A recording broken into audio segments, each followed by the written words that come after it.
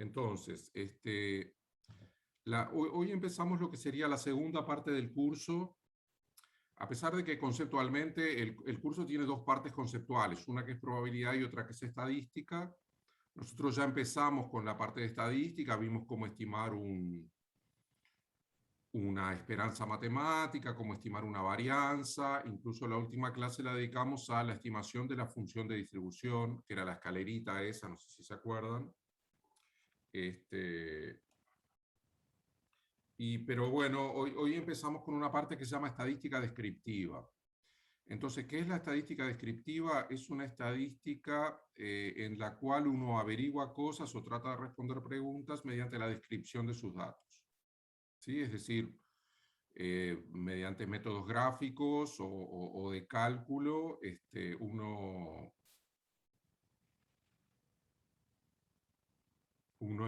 logra obtener información útil para la descripción de los experimentos que está haciendo. Entonces, ese es nuestro... No, déjenme ver cómo paso de página acá. No me está pasando de página. ¿Cómo hago para pasar?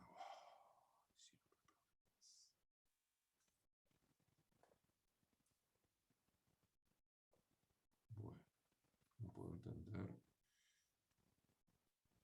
Ah, tengo que pasar de página acá. Ya entendí.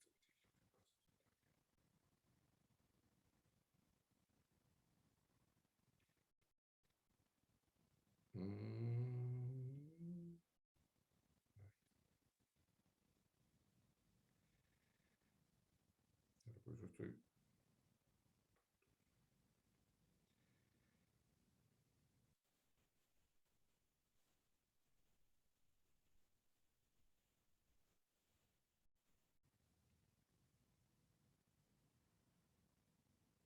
Bien.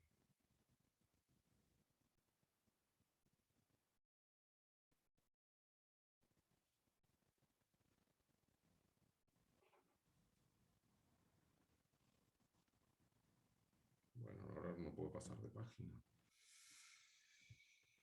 Ay, ay, ay, ay, ay, ay, ay.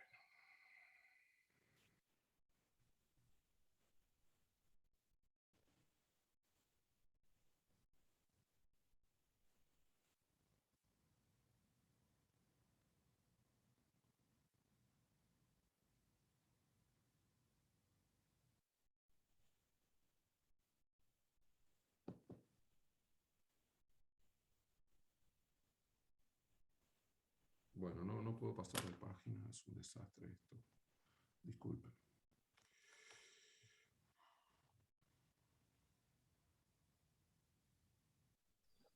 Buen día, profe. Hola, ¿qué tal?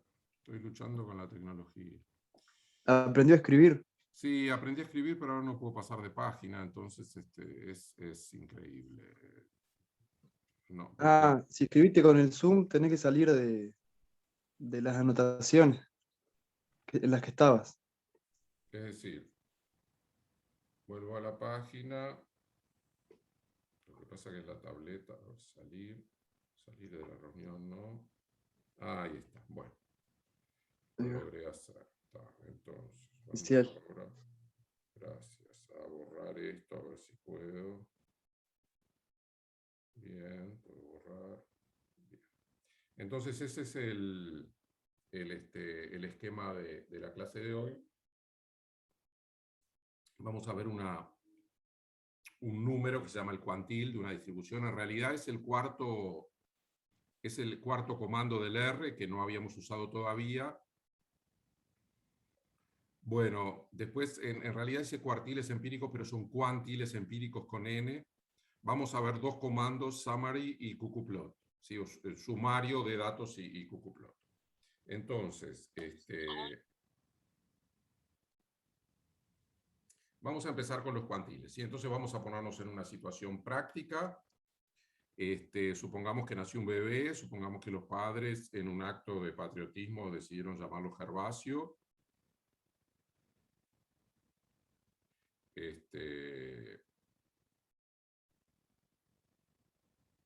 ¿sí? Ahora déjenme ver cómo es que escribo, bolígrafo. Ahí está el bebito en su camita, ¿sí? Y bueno, lo llevan a la consulta, ¿sí?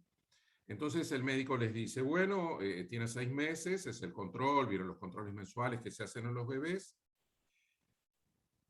El bebé pesa 8 kilos 200, está en el cuantil 55 de peso.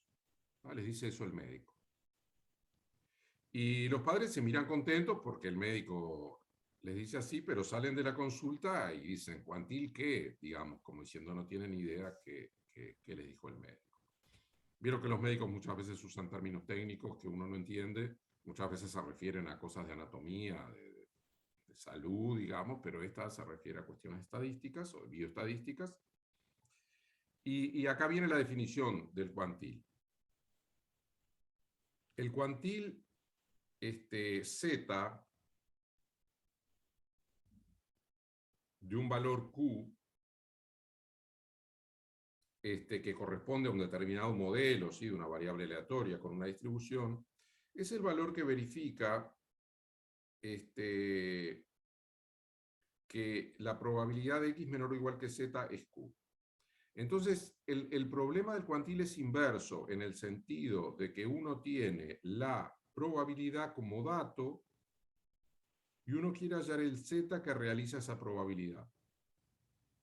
¿Está? ¿Entienden? Entonces, acá en Z va 8200.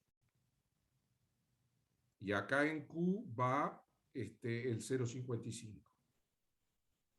Y este número Z se llama cuantil.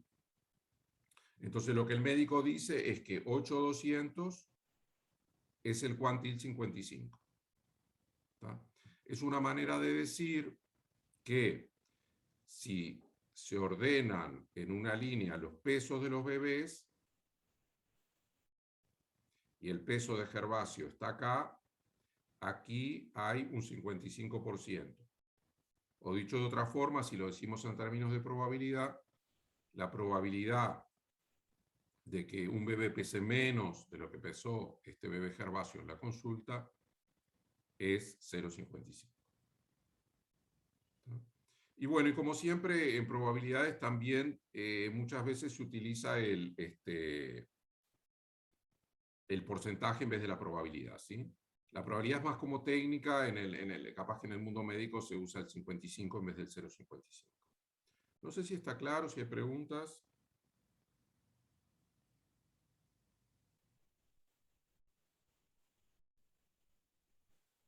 Bien. Entonces, eso es el cuantil y es un dato descriptivo.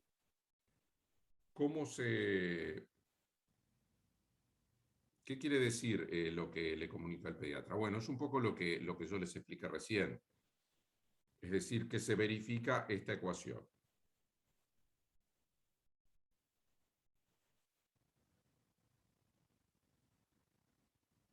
Que se verifica esta ecuación. ¿Bien? Eso quiere decir que el bebé está en el cuantil 55. A veces se utiliza la palabra percentil también. En realidad, percentil es como una abreviatura de por ciento, ¿sí? Entonces se utiliza la palabra percentil. Cuantil es más general en el sentido de que no tiene por qué ser un porcentaje justo, pero en realidad siempre son porcentajes justos. Entonces percentil y cuantil son prácticamente sinónimos, ¿sí? Y bueno, y si vamos a la F, entonces el 8200 es este número A y lo que tenemos es una ecuación de este estilo, ¿sí? Bien. Bueno. Entonces, también eso lo podemos escribir de otra forma, ¿sí? Ahora tengo que borrar Lo podemos escribir de otra forma, como que la función inversa en 8200 me da 0,55, ¿sí? Es decir, la función en 0,55 me da 8200 y la función inversa me da 0,55. Y este valor es el cuantil teórico porque se calcula a partir de la distribución. Entonces, ¿Cómo es el dibujo de esto? Uno tiene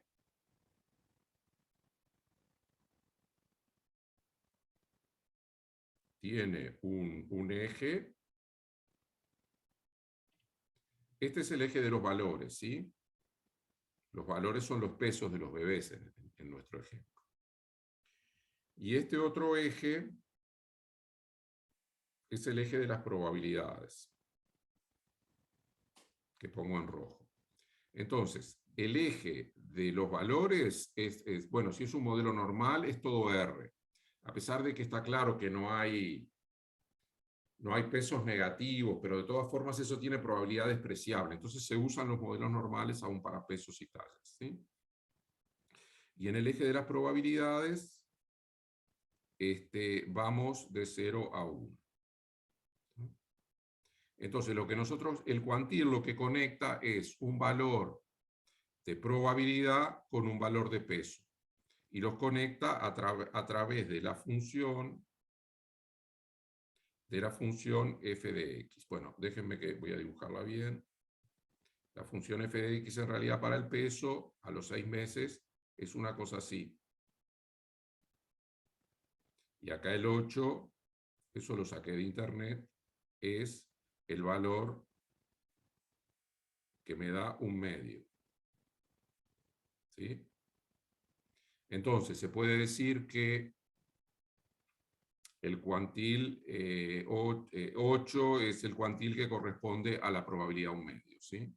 Y bueno, y nuestro bebé estaba en 8200, lo dibujo un poco más separado, que es el cuantil 55, ¿sí? Voy a...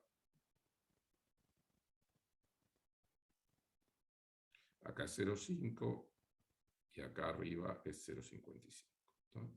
Entonces, la F lo que hace es toma un X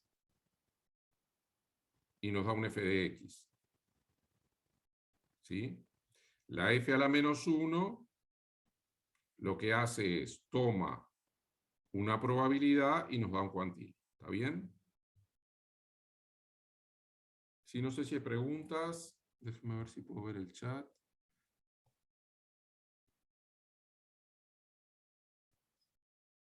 Entonces, el trabajo que hace el cuantil es inverso del trabajo que hace la f. Profe, pero si decimos f a la menos 1 de 8200. No, está mal, sí. Ah, ¿está mal? O sea, sería f a la menos 1 de 0,55, ¿no? Sí, claro, claro. Ahí va. Gracias. Porque nosotros escribimos f de 8200 es 0,55. Entonces escribimos f a la menos 1 de 0,55 es 8200. Gracias. Sí, sí, estaba mal. Bien. Entonces, es nada más que eso y es todo eso. Todo eso digo porque tiene utilidad estadística, más allá de las consultas. Tiene bastante utilidad estadística, sobre todo porque es un dato que no depende del modelo, ¿sí? No importa el modelo, siempre hay cuantiles. Bien, entonces, vamos a ver cómo yo debería eliminar todo. Debería haber un botón que borre todo a la vez, ¿no? Pero bueno, de a poquito. Y acá en realidad volvemos al R porque teníamos cada distribución, por ejemplo la normal, está asociada a 4 comandos de R, ¿sí? Y nosotros de esos 4 habíamos usado, a pesar de que ustedes en el práctico ya usaron el QNorm, ¿no? Lo utilizaron para calcular cosas, cuando la Sí, estandarización y eso. Sí, ahí en el está. 4. Pero bueno, entonces estamos repitiendo, pero está bien, digamos, el de norm,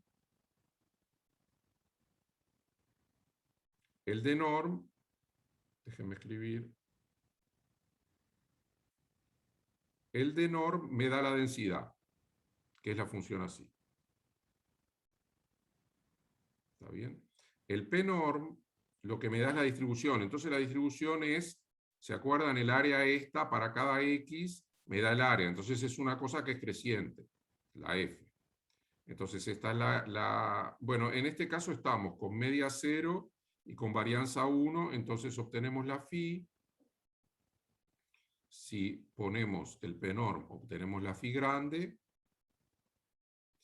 Bueno, el rnorm lo usamos mucho porque es un comando súper útil que lo que hace es simular valores. ¿Tá? Nos da, yo qué sé, en este caso si n es 2, nos puede dar 1,22 y si pongo n igual 2, quiere decir que estoy simulando dos valores y menos 0,7, 0,71, lo que sea, ¿sí? ¿Ah? Y lo usamos para pensar experimentos a priori. Antes de hacerlos, antes de tomar las muestras, podemos experimentar en la computadora para tener una idea de qué tipo de resultados vamos a obtener. Y el Q-norm es el que me da el cuantil. Q de la normal estándar. Entonces, este Q es un número entre 0 y 1, ¿sí?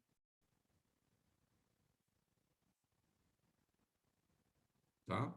Porque lo que hace es parte de acá, del 0,1, busca la f y me da el valor x, ¿sí? Me da el cuantil. ¿No? Entonces, Q-norm, le digo la media y la varianza y el desvío estándar. Y tengo una pregunta para ustedes, ¿cuánto me da Q-norm de 0,5?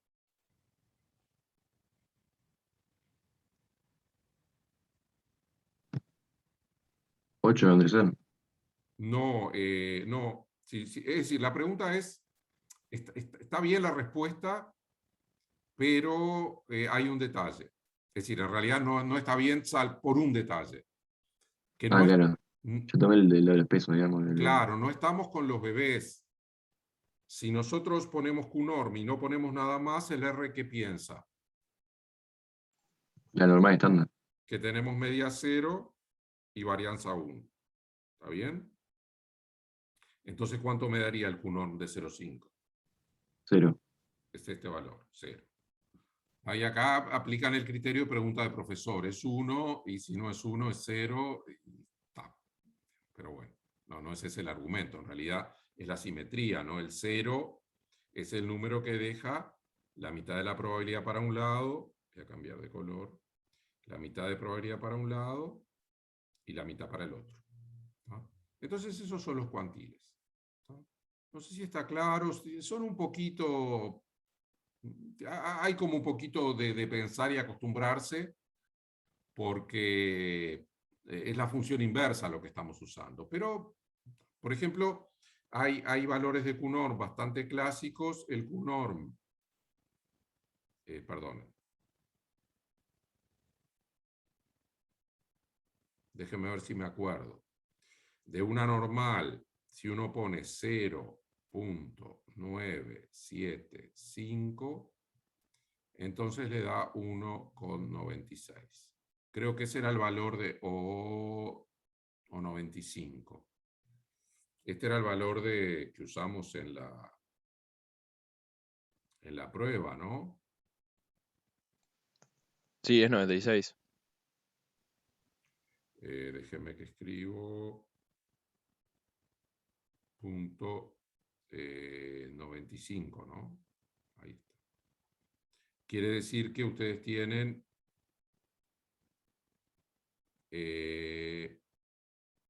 acá, bueno, a mí me gusta más dibujarlo se puede dibujar en la distribución, ¿tá? Como acá un 1,96. Y se puede dibujar acá también, porque acá es la colita, ¿no? Eso me gusta más, que deja un 0,05. Acá la colita. Bien. Entonces eso es son los cuantiles. No sé si hay alguna pregunta, algún comentario que quieran hacer. Me responden por el chat. El fin de semana estuve en una reunión social con algunos estudiantes universitarios que confesaron que iban a las clases de mañana desde la cama en el celular. No tiene nada de malo, pero bueno, yo me hago la idea de que algunos de ustedes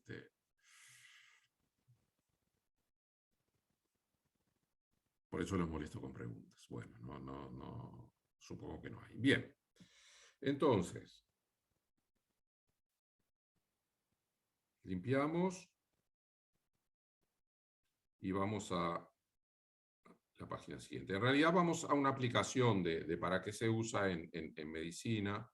Disculpen que los ejemplos son un poco clásicos, ¿no? Son bioestadísticos, eso no se puede negar, pero son un poco clásicos. Bueno, antes del ejemplo vamos a algunos cuantiles importantes, ¿sí? Cuando...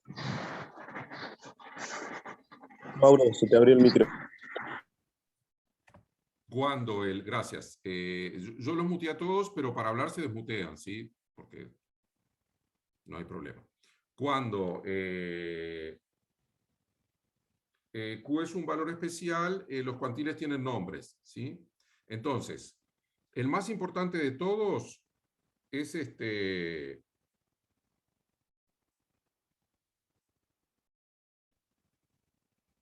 es el 0,5, ¿sí? Ah, miren esto. Y se llama la mediana. Entonces, en realidad la mediana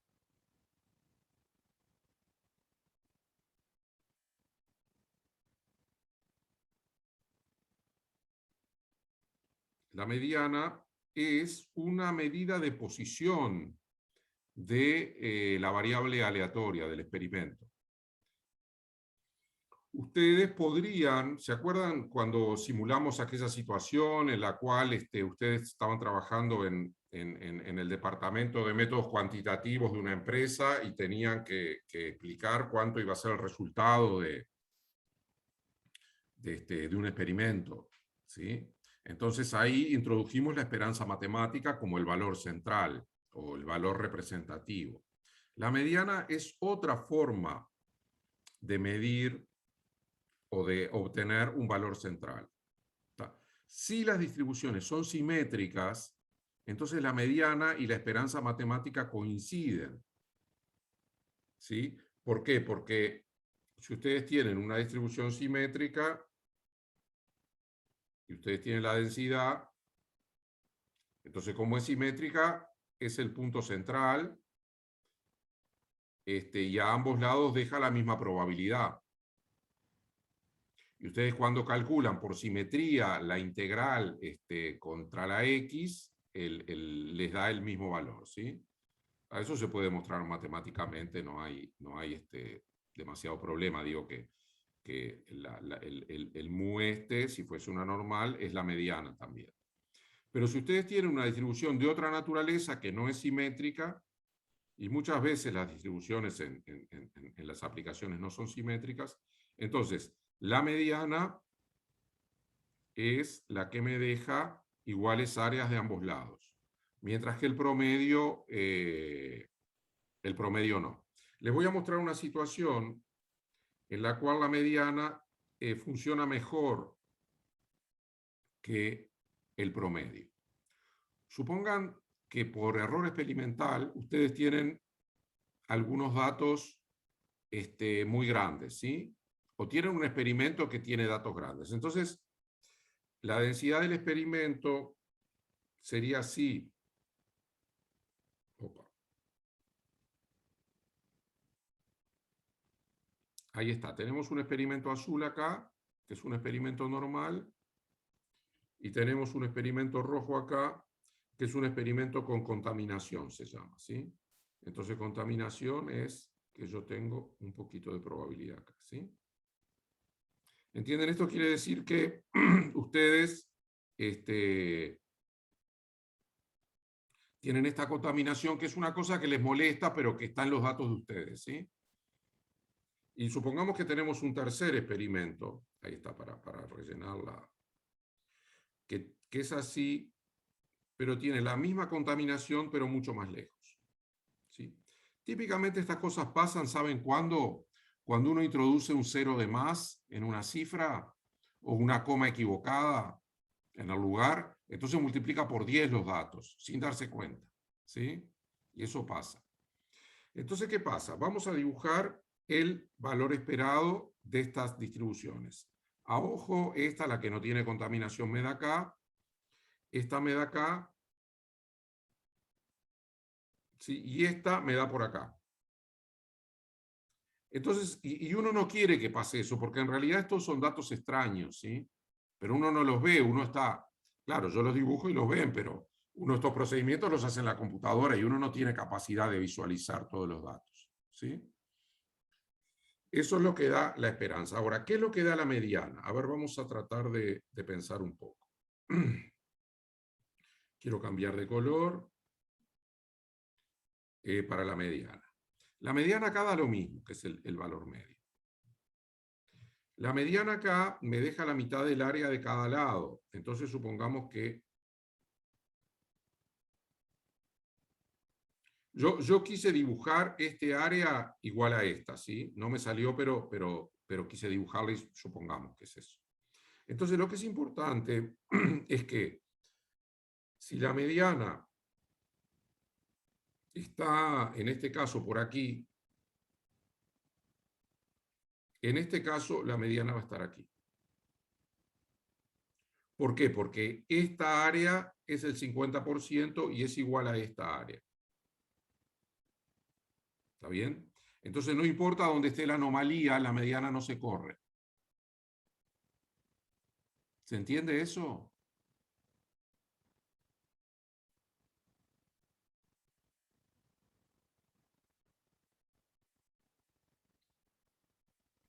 ¿Sí se Mariana entendió? me dice que se entiende, ahí está. Bien, entonces, gracias. Entonces, bueno, la mediana entonces tiene, esa propiedad se llama robustez, ¿sí? Es robusta frente a contaminaciones de datos. Ahora, Profe, sí, te pidieron ahí si podés repetir en sí, el chat. claro, sí, Federico, ¿cómo estás? La idea es la siguiente, voy a dibujar de vuelta. Una situación muy frecuente es la contaminación de los datos con errores, ¿sí? Que en realidad nosotros queremos ignorar. Entonces, ¿cómo funciona la mediana cuando hay errores? Supongamos que tenemos dos situaciones. Ahora la situación teórica no la pongo más. Quiero concentrarme en las situaciones en las cuales hay datos que obedecen a una distribución y tengo una cierta montañita que me significa una cierta probabilidad de equivocar mis datos, ¿sí? Ese es el experimento 1. Ahora en otro color tenemos el experimento 2. Voy a tratar de hacerlo acá abajo, pero igual, que es igual, salvo que el error se produce con la misma probabilidad, pero mucho más lejos. Supongan que este error corresponde a multiplicar por 10 mis datos y este error corresponde a multiplicar por 100 mis datos, ¿sí?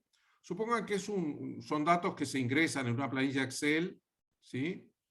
Y hay errores, ¿sí? Entonces, pero estos errores son más graves que estos.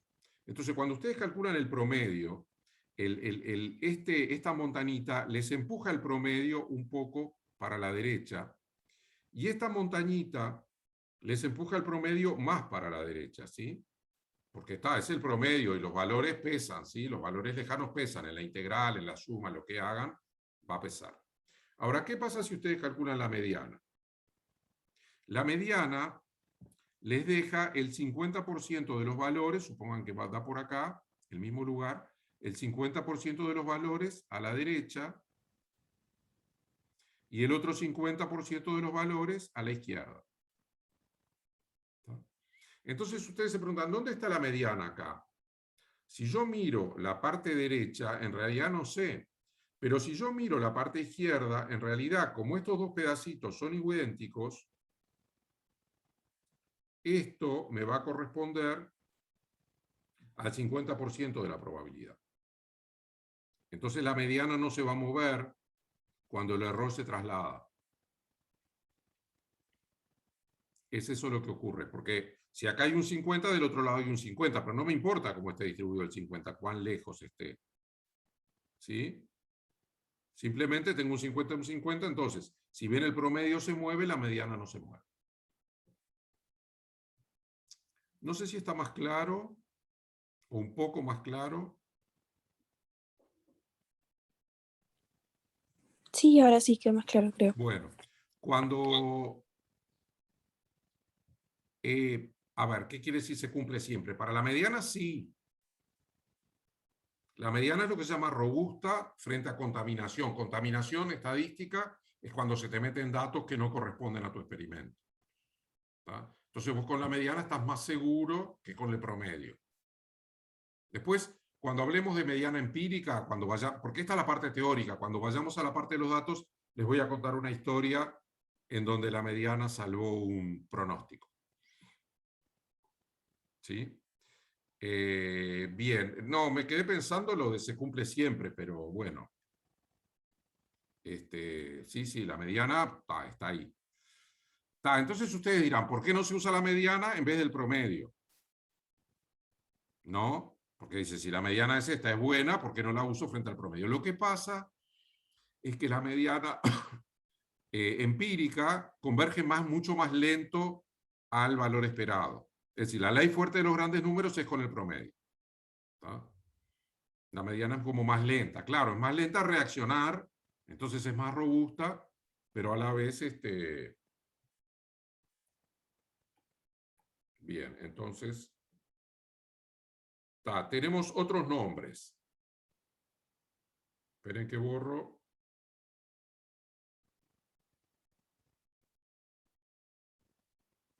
Otros nombres. Cuando tomamos los cuartos de probabilidades, es decir, el 0,25, el 0,5 y el 0,75,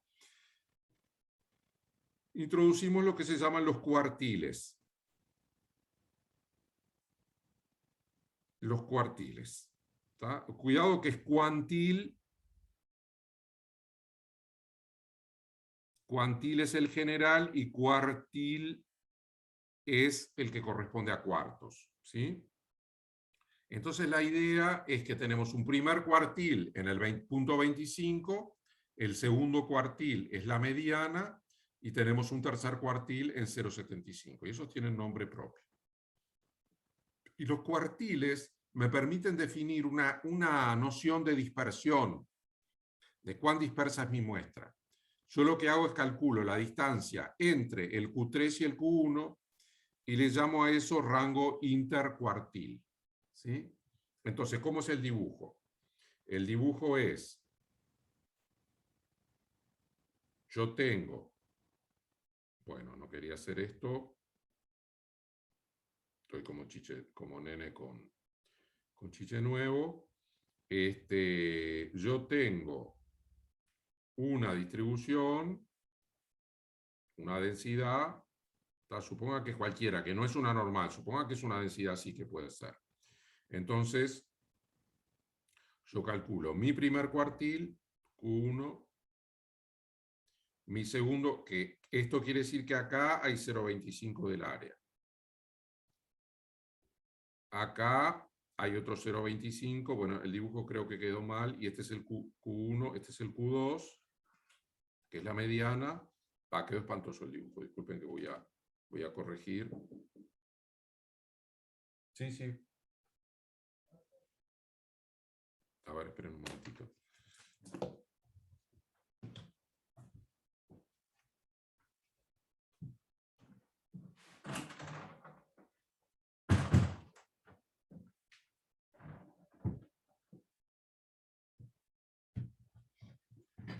Estamos. No, les decía que quedó mal el dibujo. Bien.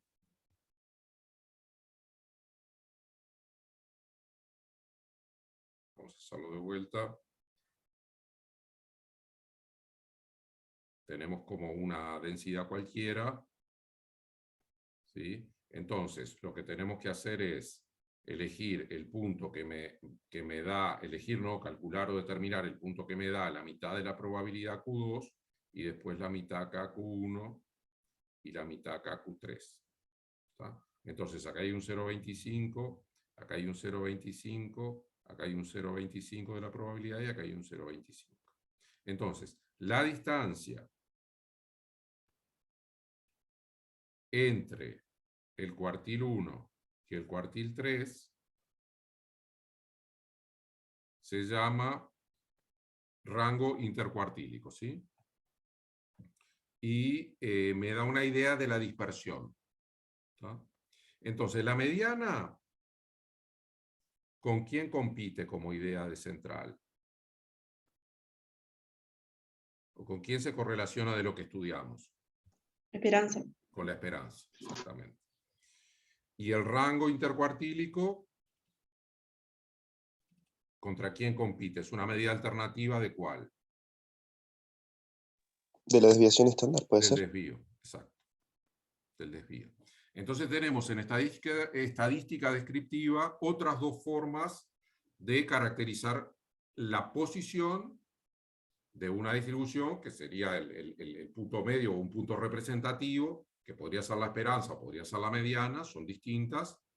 Y para medir cuán dispersos están mis datos, calculo el rango intercuartílico. Es decir, la situación buena del punto de vista estadístico es cuando el rango intercuartílico es pequeño. Porque, ¿cuánta probabilidad acumula el rango intercuartílico?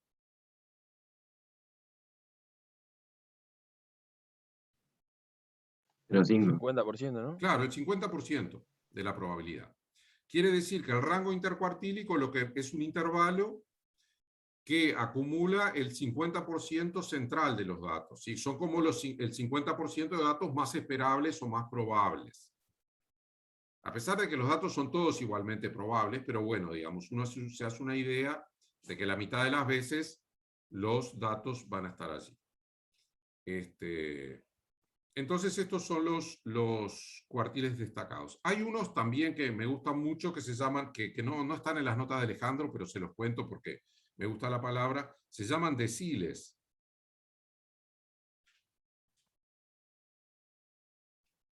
¿De dónde vendrá esto? ¿De qué número viene el deciles? Y supongo que dividen en 10, ¿no? Del 10. Claro, entonces ustedes, esperen un poquito.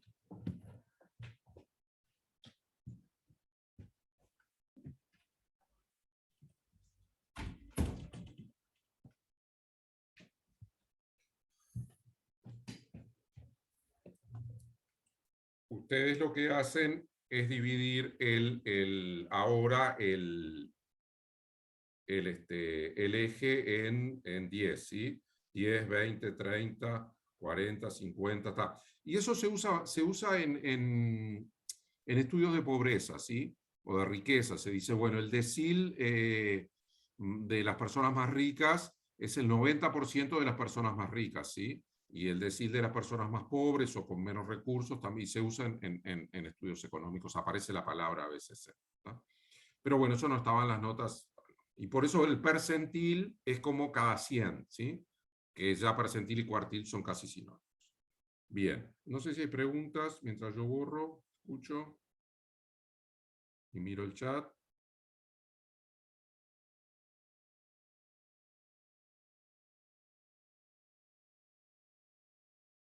Bien, muy bien. Entonces, vamos ahora a ver un estudio médico que tomé de internet, en donde muestra cómo se pueden usar los cuartiles o los percentiles, ¿sí?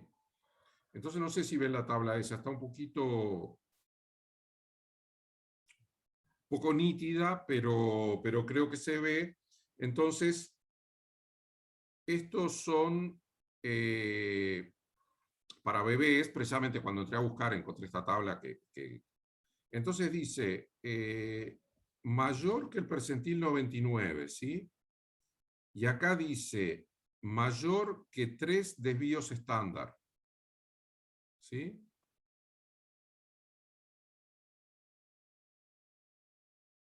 Acá, mayor que 3 desvíos estándar, ¿sí? Y bueno, y acá dice obesidad, si es para peso o longitud y talla, y para el índice de masa corporal sobre edad también obesidad. Entonces, lo que estamos diciendo es que los médicos o en medicina se usan los cuartiles para, en datos de bebés, detectar problemas de crecimiento, ¿sí? Y bueno, y acá viene el percentil 50, que es la media, es lo normal. Y en el caso de estar del otro lado, es decir, en los percentiles bajos, por ejemplo, que es el muy bajo, puede haber un retraso de crecimiento, bajo peso severo, esta palabra no la conozco, emaciación severa y emaciación severa. ¿Alguien conoce esta palabra? Emaciación es la primera vez que la veo.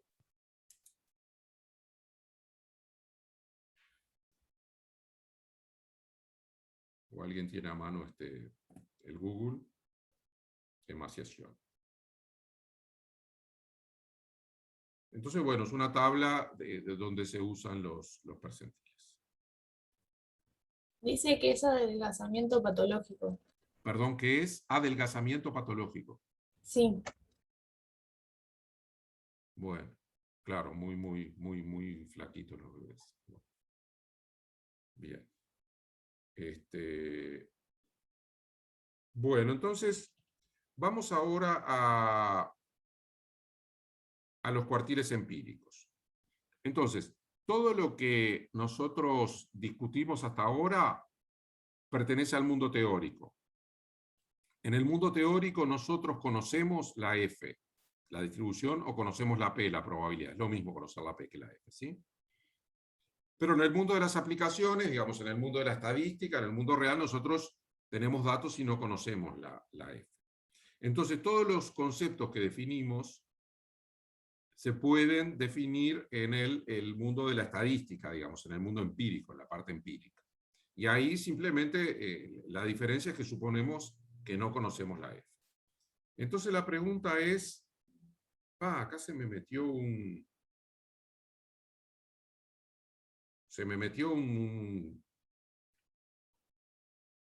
de copiar y pegar de otro lado, se me colgó ahí, tengo que borrar eso, disculpen, esos números que ahí no quieren decir nada, son un error. Esto me refiero, ¿sí? Estos números acá son un error. Está. Entonces, la situación es así. Supongamos que tenemos una muestra aleatoria simple de una distribución F que no conocemos. Entonces, para la determinación de los cuantiles, en este caso es aproximada y se llama estimación, ¿sí? Estimación. Entonces, de la misma forma que nosotros estimamos la esperanza matemática, la varianza o la distribución F, vamos a ver cómo se estiran los cuantiles. En particular, cómo se estima la mediana y cómo se estiman los cuartiles y cómo se estima el rango intercuartílico, que nos interesa porque nos da una idea de la dispersión. Y en realidad no es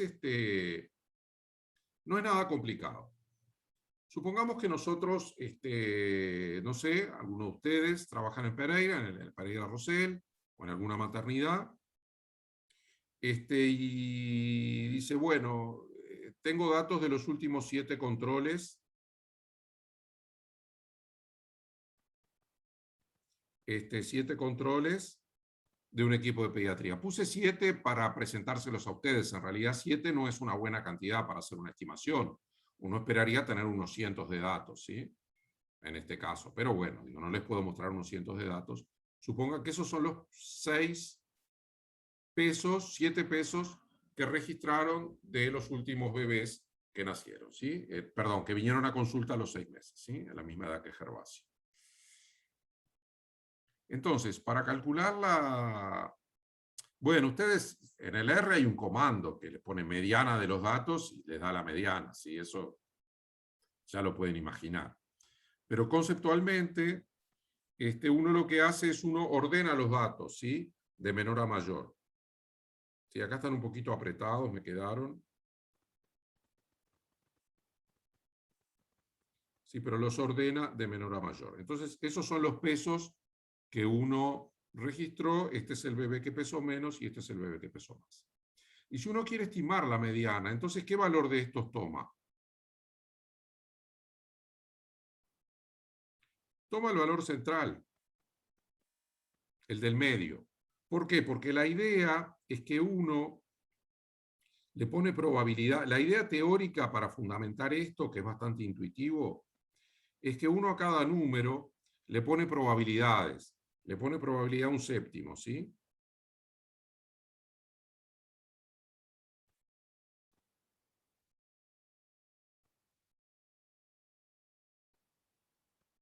Y este valor es el que deja iguales probabilidades para ambos lados. La probabilidad de él no la puede dividir, queda ahí, ¿sí? No es un 50, pero bueno. La idea es que si son muchos datos, este no va a incidir. Si son 100 datos, es un centésimo de probabilidad lo que falta repartir. Entonces uno ahí está medianamente confiado de que está tomando el valor central. ¿Sí?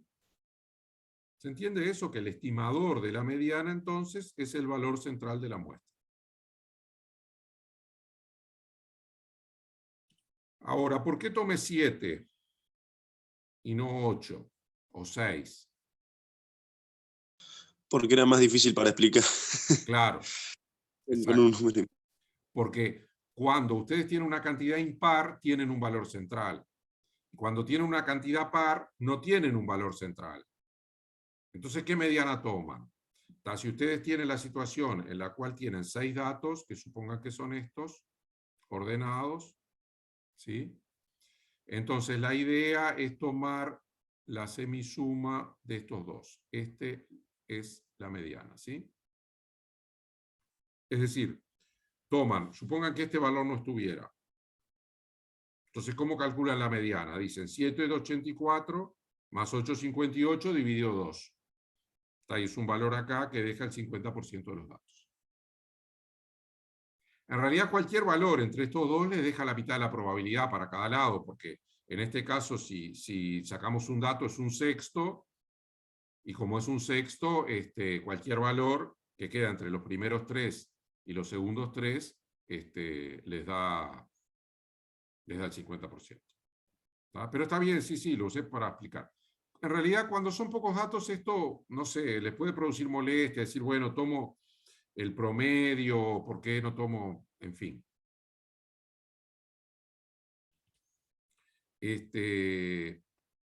Pero cuando son muchos datos, entonces estos datos están apretaditos, entonces no hay problema, ¿sí? No hay grandes variaciones, ¿sí? Y en realidad las buenas propiedades de los estimadores son cuando la muestra es relativamente grande, entonces así funciona. Bueno, a ver, déjenme que voy a borrar.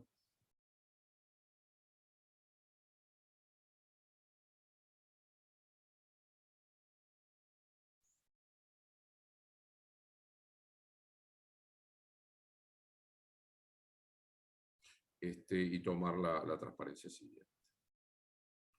Vamos a estimar Q ahora y el rango intercuartil. Entonces, la idea es que si ustedes quieren estimar el cuantil Q, ¿sí? El cuantil Q, toman el valor que deja un Q% de los datos a la izquierda y el 1 menos Q% de los datos a la derecha. Y de vuelta, si no hay un valor único, entonces promedian o, bueno, en fin, toma cualquier valor entre los dos datos que hacen ese trabajo, ¿sí?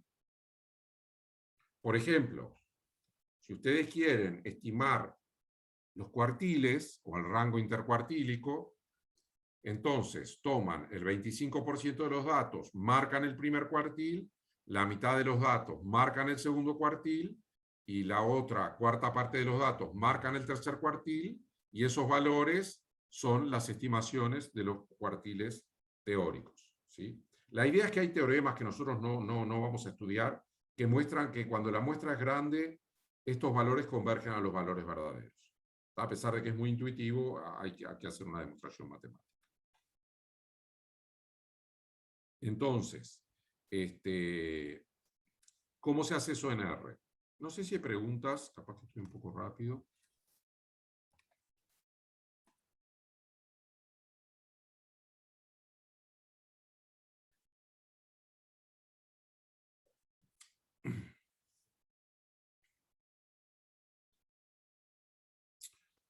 Entonces, más o menos explicamos cómo se hacía conceptualmente o manualmente, o si ustedes tienen una planilla Excel.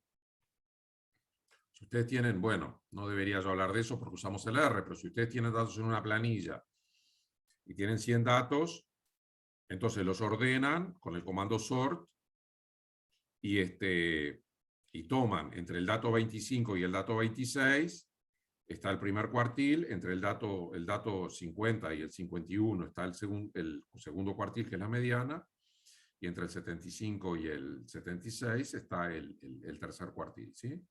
Entonces toman los datos y son esos valores, no tiene más ciencia que eso. Entonces summary, o sumario, digo es en inglés porque el R está en inglés, no está traducido, es un comando de R que se aplica a una muestra, ¿sí? Summary de una muestra, y nos calcula algunos valores de interés. Entonces nos calcula el mínimo de la muestra, el primer cuartil, la mediana, el tercer cuartil y el máximo de la muestra. ¿Está? Entonces yo, para no entrar al R, les traje algunos sumarios que vamos a analizar. Entonces, acá esta es la muestra. Entonces acá hay que codificar qué es esto, el R-norm de 100, ¿qué es? ¿Se acuerdan? Estos son 100 valores independientes que corresponden a una normal 0,1. Como no le digo nada más, es una normal 0,1. Quiere decir que esto es un vector de 100 valores, ¿sí? Que yo qué sé, podría ser menos 3,2, 2, 0,4, 0,9, menos 1,4, etcétera, ¿sí? Son 100 valores. Son 100 porque yo le pedí 100 a la máquina, podría ser más. Entonces sumario me tira un resumen así. 2 renglones. En el primer renglón me dice qué es lo que me está dando, y en el segundo renglón me dice cuál es el valor. Entonces yo simulé 100 datos normales. El mínimo de esos 100 datos me dio menos 2,2. El primer cuartil me dio menos 0,72. La mediana me dio menos 0,1. El promedio me dio 0,00664. ¿Sí? El tercer cuartil me dio 0,82 y el máximo me dio 2,89. ¿Sí? ¿Se entiende eso? Quiere decir que este valor no estaba, el menos 3,2 no estaba, el valor más chico era menos 2,2. Entonces, ¿qué hizo el R? Ordenó los datos y calculó lo que vimos recién. ¿Sí?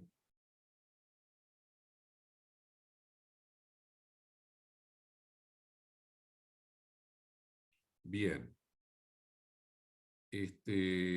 Y acá está el mismo comando cuando tomamos una muestra de 1000 datos, que son muchos más. Entonces, en ese caso, el mínimo es más chico. ¿Se acuerdan que para una normal, más o menos, para una normal estándar, menos 3 y 3, acá dejaba como menos de 1 milésimo de la probabilidad, ¿sí? Quiere decir que si ustedes sacan 10 datos, 100 datos, no van a sacar, puede ser que saquen, pero en general no sacan valores entre menos 3 y 3, como ocurrió acá. Pero si sacan 1000 datos, sí ya aparecen, ¿sí? Pues son sucesos poco probables. Cuando ustedes repiten más experimentos, empiezan a aparecer situaciones más extremas, ¿sí? Entonces acá es interesante de ver que la mediana ya está más cerca del 0, la media está más cerca del 0, y estos rangos cuartiles, bueno, son los que son, ¿no? Entonces es un sumario, es un comando de R que nos da esas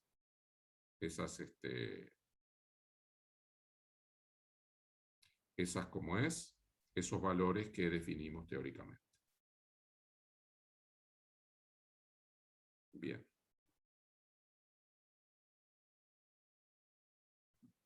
Bueno. Vamos entonces, no sé, perdón, quiero consultar si hay preguntas.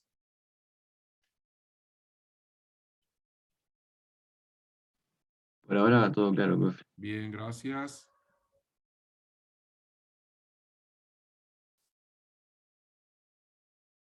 Muy bien. Entonces vamos a pasar a otro concepto de estadística descriptiva, es decir, otro concepto de visualización de datos, que es lo que se llama el box plot. El boxplot, o diagrama de caja, se dice en español, pero bueno, vieron que hay algunos términos en inglés que son como muy, como que se meten en el lenguaje, entonces se usa el término boxplot, quizás en España digan diagrama de caja, pero nosotros usamos boxplot. Es un gráfico que representa una muestra, ¿sí? La idea es visualizar, porque ¿qué pasa? Si ustedes tienen pocos números, 3, 4, 5 números, los miran los números y ya está, tienen toda la información. Pero si ustedes tienen muestras muy grandes, de 100, 150, 200, que en realidad son las muestras que interesan para obtener conclusiones estadísticas interesantes, entonces ya la visualización de los números no es posible, ¿sí? Sencillamente porque la capacidad humana de razonar y procesar información sobre 100 números no nos da. Entonces, ideamos algunos mecanismos como el sumario que vimos recién, o como el boxplot, que nos resume las características más importantes de la muestra que tenemos. ¿Sí? Entonces, ¿qué información se resume en el boxplot? Esto es un dibujo que ahora vamos a ver. El primero es la mediana de los datos, ¿sí? El boxplot siempre indica la mediana de los datos. Después se dibuja vertical, es decir, se piensa que los datos están en el eje Y. Entonces, se indica la mediana primero. Luego se hace una caja hasta el primer y tercer cuartil. Quiere decir que se dibuja una caja que representa el 50% de los datos. ¿Tá? Entonces, eso representa la parte central. ¿Y cómo se hace para representar los datos que están por fuera? Entonces, lo que se determina se viaja desde Q1 para abajo hasta 1,5 del rango intercuartil y desde Q3 para arriba hasta 1,5 por el rango intercuartil. ¿Ah? Entonces la idea es que esa es la información de una distribución de datos típica, ¿sí? Y se plotean los datos por encima del nivel. Entonces, los datos que están por debajo de 1,5 del rango intercuartil o por encima de 1,5 más Q3 del rango intercuartil se plotean y se indican. Porque muchas veces los datos, supongan que en el caso de los bebés que vimos, ¿sí? La emaciación. ¿Está? Y supongan que ustedes están en el Ministerio de Salud Pública y tienen datos departamentales. Entonces ustedes quieren estudiar la desnutrición en los bebés. Entonces, es muy importante saber si hay datos anómalos, que en este caso no son anómalos, son estadísticamente anómalos, pero no corresponden a un error, corresponden a una situación que hay que atender. Y para atender la situación hay que enterarse. Entonces la idea es que uno dibuja esa barra, que es como una referencia, y los datos más chicos serían los bebés que tienen muy bajo peso o muy pequeña talla a los 6 meses. Bien. Entonces, esto vamos a mostrarlo en el R. Voy a dejar de compartir aquí y voy a compartir en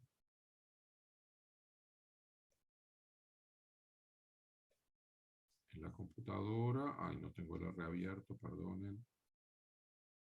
Sí, lo tengo. Ah, no, lo tengo acá, perdón.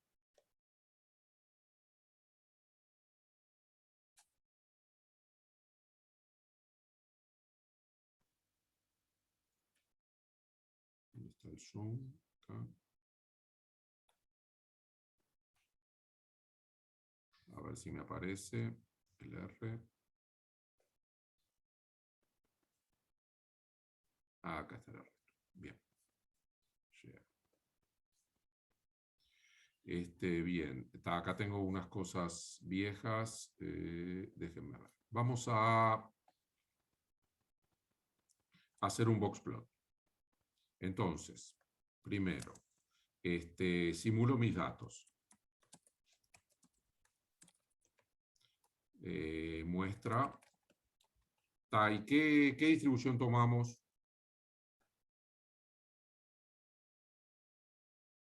Vamos a pensar en bebés de 6 meses, ya que trajimos a Gervasio a la clase. Entonces, Rnorm. ¿Cuántos bebés tenemos? ¿Están viendo el...? Sí se ve. Sí se ve. Ah. Tenemos... ¿cuántos bebés nacerán por año? ¿Tienen idea? En Uruguay.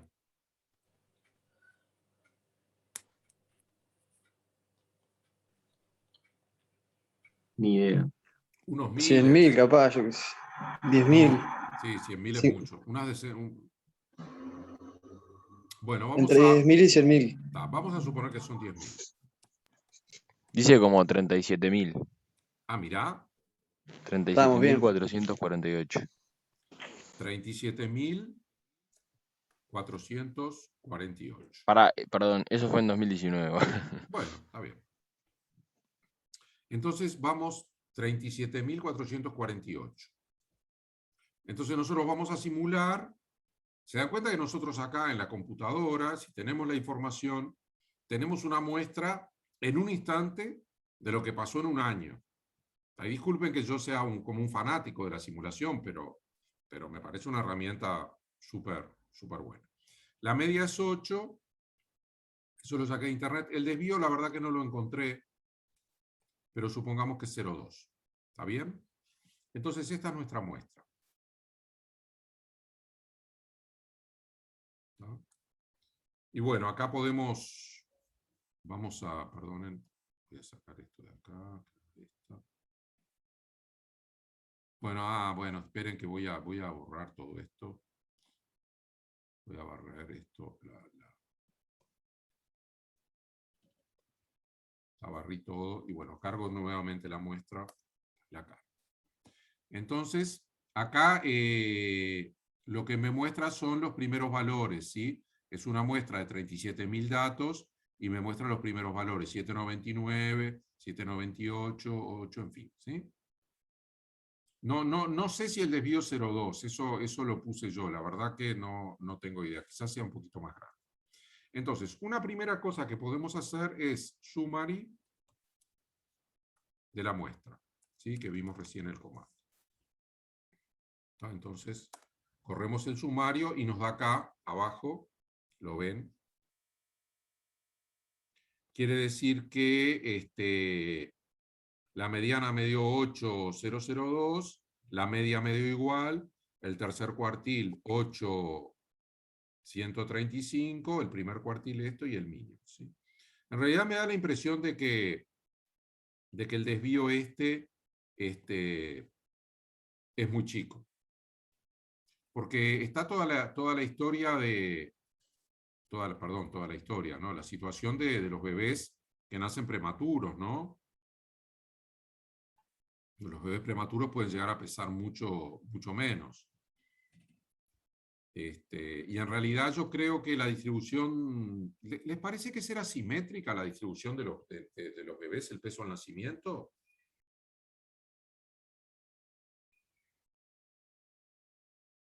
¿Cuánto pesa un bebé al nacer?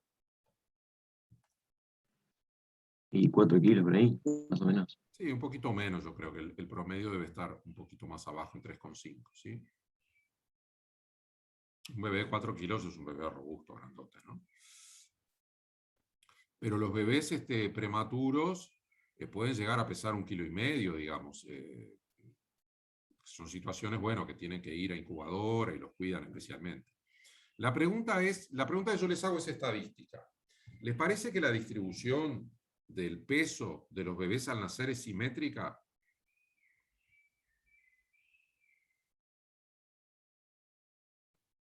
¿Entienden cómo razonamos? Supongamos que el valor medio es 3,5.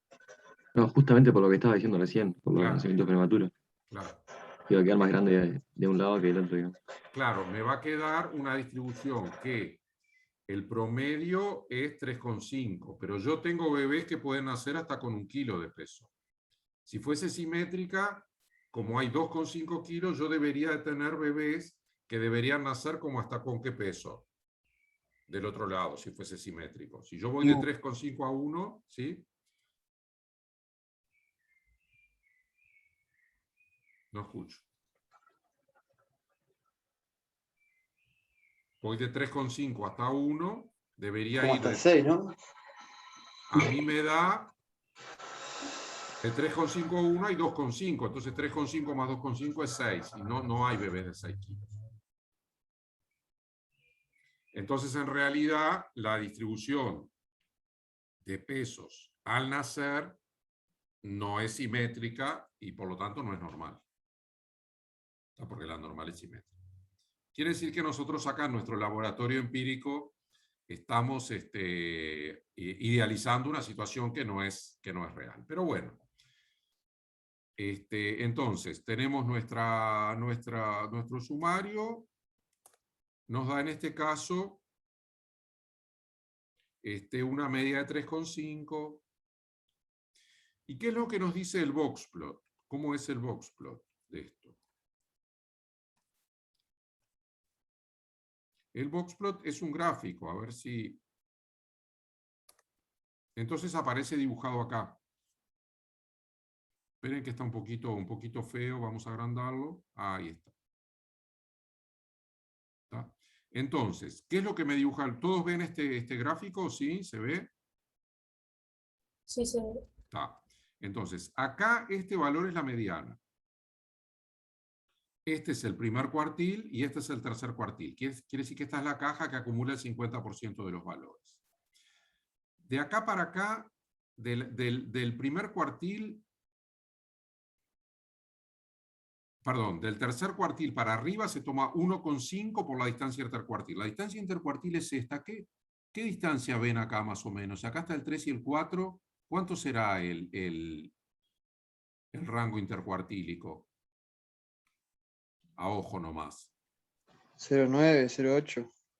¿Sí? Lo podemos calcular, porque fíjense que acá tenemos el tercer cuartil 3,8, 3,9 y el primer cuartil 3,1. Sí, es más o menos lo que vos decías. 3,839 menos 3,166. 0,673 me da el rango intercuartílico. Está empírico, ¿sí? Entonces, lo que hago es este número, lo multiplico por 1,5 y subo para acá. Esto a veces le llaman el bigote. Y 1,5, el resto de acá, y lo pongo para acá. Y después dibujo los datos por encima y por debajo de ese valor, ¿sí? Entonces, esto es un boxplot. La idea, por ejemplo, es que, bueno, el boxplot resume la información estadística, ¿tá? Y no tiene mucho misterio, digamos. Por ejemplo, vamos a hacer una muestra 2. Ahora ya...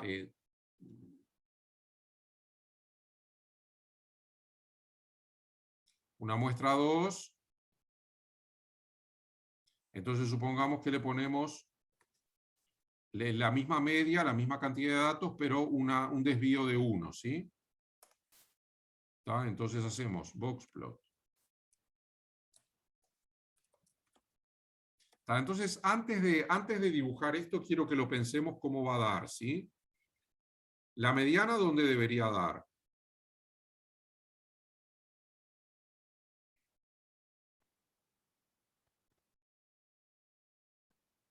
Con respecto a la primera muestra, la muestra 2. La mediana debería dar en el mismo lugar, porque lo que pasa es que los datos están más estirados, ¿sí? Están más dispersos, porque tienen mayor desvío estándar. ¿Tá? Entonces la caja debería dar más grande. ¿Se ve eso? Vamos a verlo. Uy. No dio nada más grande, esperen. Es que cambiaron las dimensiones del eje Y.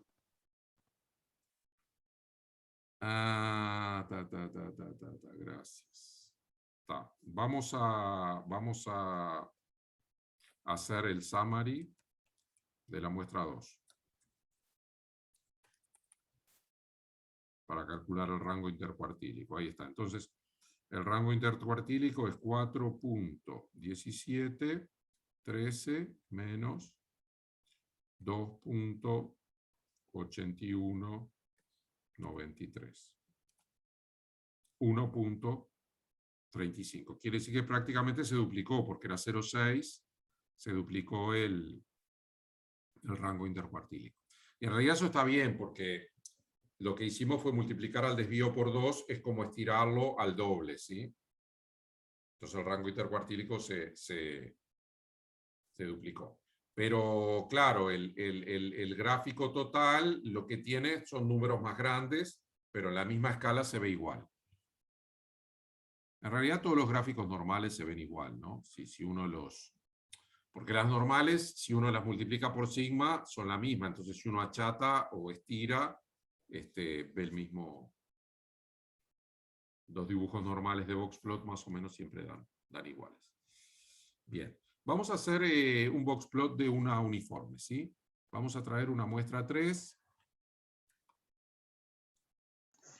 Profe, una pregunta. Y Entonces, ahí, por ejemplo, en este ejemplo, del más o menos del 4 hasta el 6, después del Q3 hasta la línea de arriba, ¿eso qué correspondía a qué valor dijiste? la distancia esta es 1.5 del rango intercuartílico. El rango intercuartílico es este valor, 1.35. Entonces vos haces 1.35 por 1.5. ¿Y te da esa distancia? Sí, es como lo hace el R, o como se define. Está. 2. Entonces la idea es que acá hayan 2 unidades. Acá que más o menos se ve del 4 al 6, más o menos, ¿no? 2 unidades. Claro, está, perfecto, gracias. De nada. Entonces vamos a ver cómo se ve un boxplot de una muestra uniforme. Entonces, ¿qué tendría que poner acá? Runif, y vamos a darle 50 valores. ¿Bien? Corremos nuestra muestra. Vamos a hacer un summary. Muestra 3. ¿Sí? Perdonen. Ahí está. Entonces, estas son uniformes. Como no le di parámetros, es en 0,1, ¿sí? Entonces, el mínimo me dio 0,05, casi 0. El máximo me dio 0,97, casi 1. Y bueno, la mediana me dio 0,52. El promedio me dio 0,52. Fíjense en que el summary también me incluye el promedio, ¿sí? Para comparar la mediana con el promedio, que no necesariamente dan iguales. Y acá me da los cuartiles, que son 0,32 y 0,74. Pregunta, ¿cuáles son los cuartiles teóricos de una uniforme 0,1?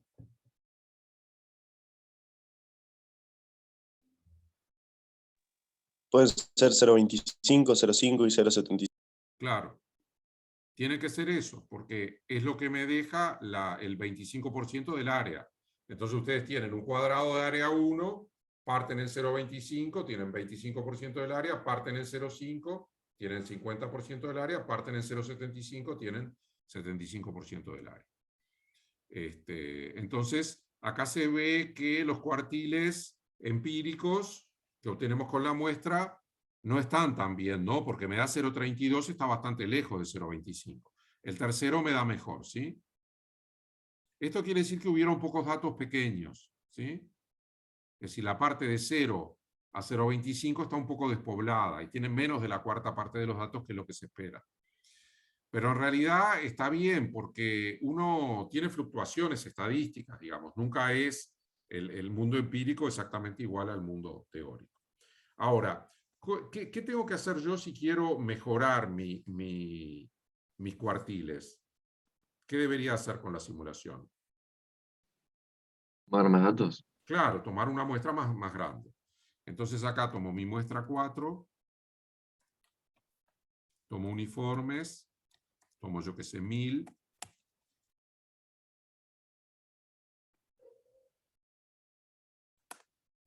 Y acá hago summary, muestra 4. Y bueno, y ahora estoy mejor, ¿no? El mínimo es casi 0. el primer cuartil es 24,7, la mediana 0,49, la media 0,49 y el tercer cuartil 0,74. Quiere decir que siempre se cumple el principio estadístico de que cuanto más veces repito el experimento, mi estimación, si está bien propuesta, se aproxima más al valor verdadero. Y bueno, vamos a ver el boxplot.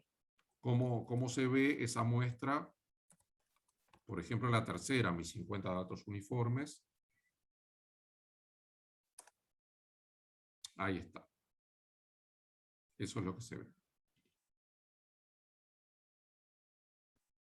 ¿Qué diferencia hay con el dibujo anterior?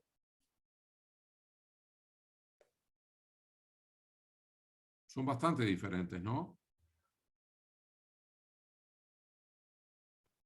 Fíjense en particular que no hay datos por encima de los bigotes. Pero acá además se produce otro fenómeno. El rango intercuartílico es más o menos 0,5. ¿Sí? Y cuando ustedes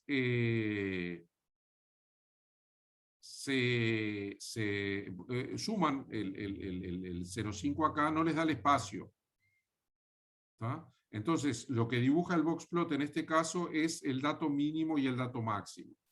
Quiere decir que no hay datos anómalos o fuera de los bigotes. ¿Tá? Entonces, por eso no aparecen puntitos. Es decir, no da el espacio para poner 1,5 veces el rango intercuartil. Si ese cálculo supera el máximo para arriba o supera el mínimo para abajo, entonces no se dibuja la raya y se dibuja en el máximo y el mínimo. Que acá 0 y 1. ¿Sí? Entonces los boxplots son estos. Por ejemplo, es interesante los boxplots para, digamos, una vez que uno adquiere una cierta destreza, puede tener información, como lo que estamos haciendo ahora, ¿no? Como son los boxplots de las normales o los boxplots de las uniformes. Ustedes hacen la experimentación, hacen el boxplot y les da una idea si pueden asumir normalidad o no, ¿sí? Por ejemplo, esto da una idea de simetría. ¿Tá? Esto es más o menos simétrico. Si ustedes hacen un boxplot de una exponencial, supongan que hacen un boxplot de 100 datos exponenciales, les da bien asimétrico. ¿Sí? Acá se ve, la exponencial, ¿se acuerdan? Era el tiempo de vida de una lamparita. Entonces es una distribución positiva, todos los datos dan positivo, y la mediana está, la distancia entre el primer cuartil y la mediana es más chica que la distancia entre la mediana y el segundo cuartil, precisamente porque las probabilidades se van achatando y para lograr el 0,25 tengo que ir más lejos, ¿sí? Cuando la probabilidad es más alta, los cuartiles están más cerca, porque acumulan más área, la base tiene que ser más chica. Mientras que cuando la probabilidad está más extendida, tengo que ir más lejos para encontrar el cuartil. Entonces, por ejemplo, aquí se ve una distribución asimétrica, ¿sí? Y con valores más grandes que el 1,5 del rango intercuartil más Q3, que es el bigote de arriba. Y bueno, y para el bigote de abajo en realidad no hay espacio, ¿vieron? Lo ponen 0. No sé qué les parece esto, si quieren hacer alguna pregunta o alguna propuesta más del R.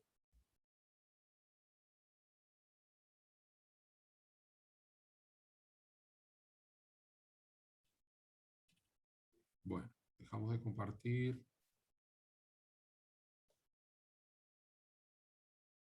A ver, entonces vamos a compartir acá. Documento.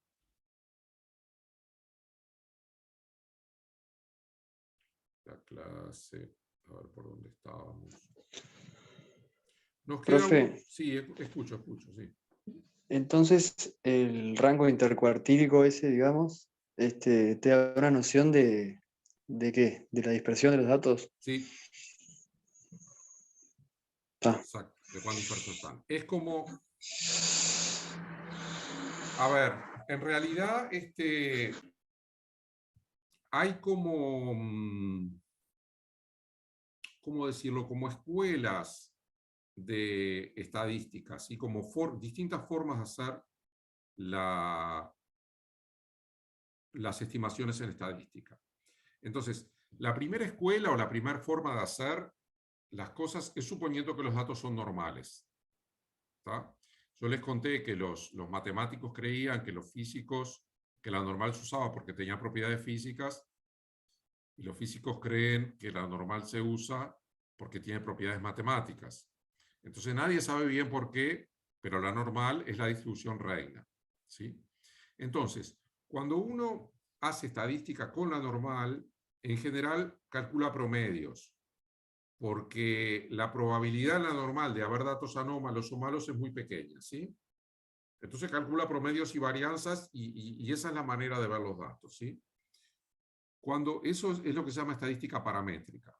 Cuando uno no tiene tanta información, por ejemplo, sabe que los datos no son normales, como recién razonamos, que el peso de los bebés, el peso de los bebés al nacer no es simétrico, porque hay valores pequeños, poco frecuentes, pero muy pequeños, mucho más desviados del promedio que los valores grandes, ¿sí? Entonces es asimétrica. Entonces, en ese caso, usar la normal da un error, ¿sí? Y da un error que puede tener consecuencias importantes, porque ustedes pueden estar despreciando. Supongan que a ustedes les traen los datos por departamento. Si ustedes están en la Dirección de Salud, del Ministerio de Salud Pública, y quieren saber cuánto pesaron los bebés por desnutrición. Entonces ustedes agarran y le encajan, les traen los datos, ustedes no miran los datos, no hacen un box plot, no hacen un summary, y suponen que es normal. Entonces calculan promedio y desvío. Entonces ustedes ahí, con esa estadística normal, se están perdiendo el fenómeno de que puede haber unos pocos, o relativamente pocos, casos de bebés con muy bajo peso. Sencillamente la normal no los ve porque supone que eso no ocurre. ¿Tá? Entonces, no hay que hacer estadística de datos normales. No estoy diciendo eso. Muchas veces los datos normales son como la primera aproximación a los datos. Pero lo que estamos viendo son métodos que detectan más cosas que la normal, ¿sí? Y que son un poquito más sofisticados, porque calcular un promedio y una varianza es una cosa que está hasta en las calculadoras científicas. ¿Tá? Entonces la idea es que estamos dando medidas alternativas para medir la posición y la dispersión de una muestra. ¿Tá? Ese es un poco el resumen. Ustedes pueden preguntarse, ¿por qué de vuelta? ¿Entienden? ¿Por qué si tenemos el promedio usamos la media? Y ahora viene el ejemplo de la mediana empírica, ¿sí? La mediana empírica, que les había dicho, es el primer valor de... el valor medio, perdón, de mis datos. Entonces, hay una cosa que se hace en economía que se llama encuestas de expectativas, ¿sí? Entonces, ustedes saben qué es la inflación, ¿no?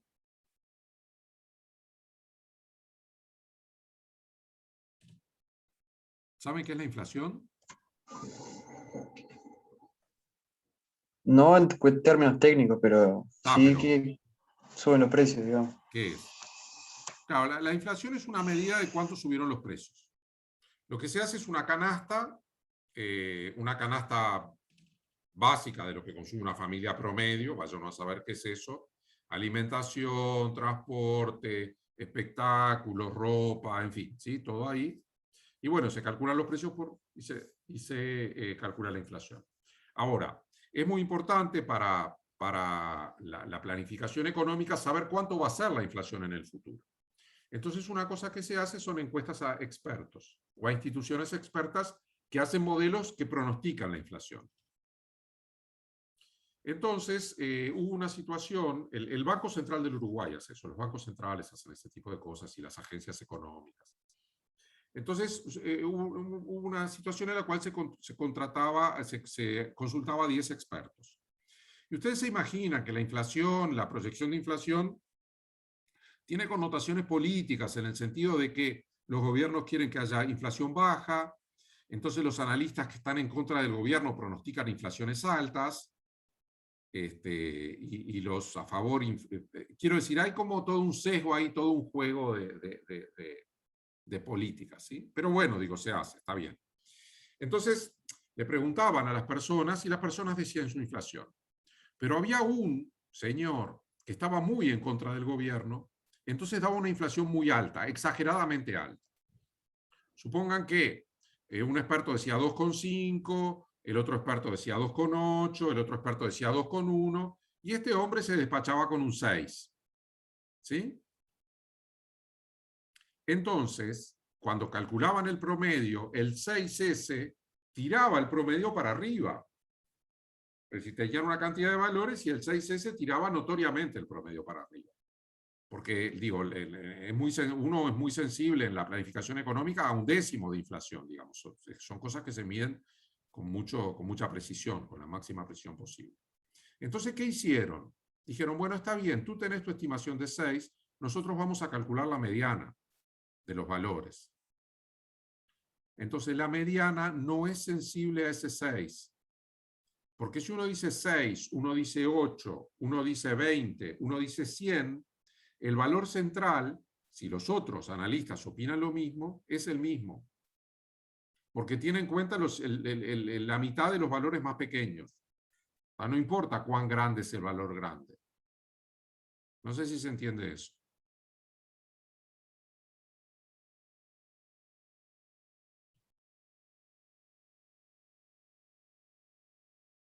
Repito,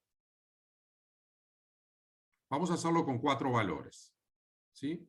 Un analista dice 2. El otro analista dice 2,5. El tercer analista dice 3. Y el cuarto analista tira un 7. ¿Ah?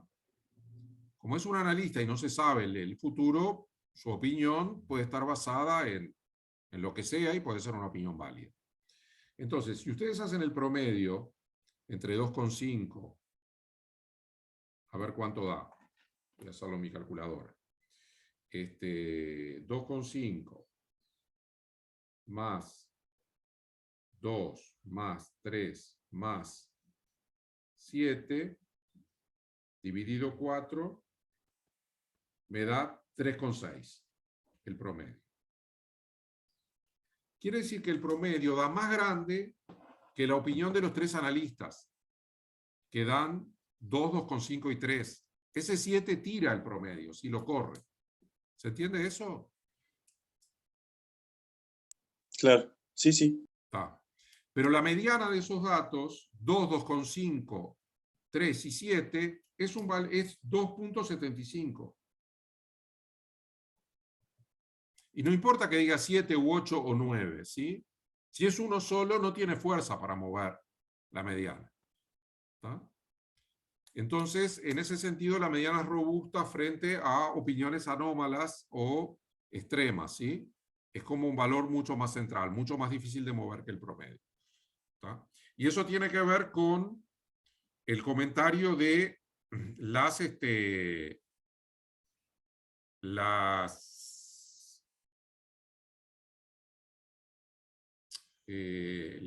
los modelos estadísticos. Digo, en los modelos normales no hay datos anómalos. ¿Está? Entonces la mediana y la media funcionan igual. Pero si hay datos anómalos, la mediana es un poquito más robusta. Bueno, teníamos una transparencia más, pero vamos a terminar la clase por acá porque se nos hizo la hora. Y bueno, no sé, estoy abierto a preguntas, comentarios. Voy a ir dejando de grabar. Bueno, gracias, profe. Bueno, Hasta muchas luego. gracias a ustedes. Que andes bien. Lo mismo. Buen día, gracias. Bueno, nos